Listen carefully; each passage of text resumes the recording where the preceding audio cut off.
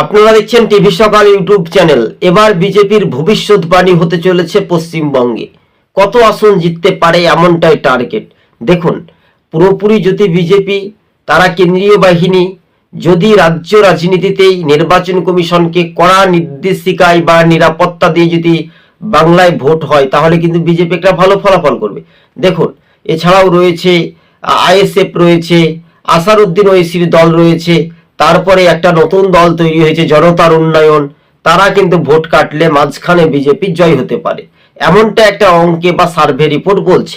তাহলে পদ্মফুল ফুটতেই বাংলাতে খুবই সহজ হবে। তৃণমূল কিন্তু একটা বেকায়দায়, তৃণমূলের মাথা কিন্তু এবার খারাপ হতে চলেছে, কেননা বিজেপির জয় জয়কার একবারে নিশ্চিত হতে পারে। দেখুন, উত্তরবঙ্গে 54টি আসন, উত্তরবঙ্গে ভালো ফলাফল করবে বিজেপি। আর দক্ষিণবঙ্গেও একেবারে সেম টু সেম। দেখবেন যেখানে টাউন শহর পৌরসভা এলাকাগুলিতে সেখানে বিজেপি জয় জয়কার। বিজেপির 26-এর নির্বাচনে প্রার্থী কারা হবে এই নিয়েও কিন্তু একটা সমীক্ষাতে উঠে আসছে। তারা কিন্তু নিচু তলার কর্মী, অর্থাৎ যারা দীর্ঘদিন ধরে বিজেপি করে আসছে তাদেরকে প্রার্থী দিতে পারে, এবং যারা দল ছেড়ে এই দলে এসেছে তাদেরকে দেওয়ার খুবই সামান্য, খুবই কম বলে এমনটাই মনে করছেন রাজনৈতিক মহল। তবে দেখুন, বিজেপির যে পদ্ম ফুলগুলো ফুটতে চলেছে আগামী দিন পশ্চিমবঙ্গে, সেখানে কিন্তু খুবই গুরুত্বপূর্ণ। তবে শুভেন্দু অধিকারীকে সামনে রেখেই বঙ্গে বিজেপির একটা রাজনৈতিক সূচনামূলক ঘটনাগুলো ঘটতে পারে বলে এমনটাই খবর।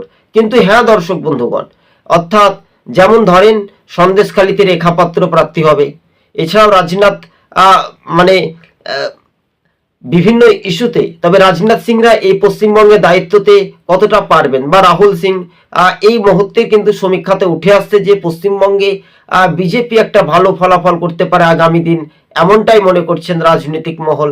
তবে খুবই গুরুত্বপূর্ণ। দেখুন, যেমন দিলীপ ঘোষের একটা সময় রাজনৈতিক গুরুত্বপূর্ণ ছিল, এখনো তারও গুরুত্বপূর্ণ রয়েছে, কেননা সেই রকম কোনো রকম সভা মঞ্চে বেশ কয়েক মাস আগে দেখা যায়নি, কিন্তু এবার কিন্তু ঝাঁপিয়ে কিন্তু তারা পড়েছে।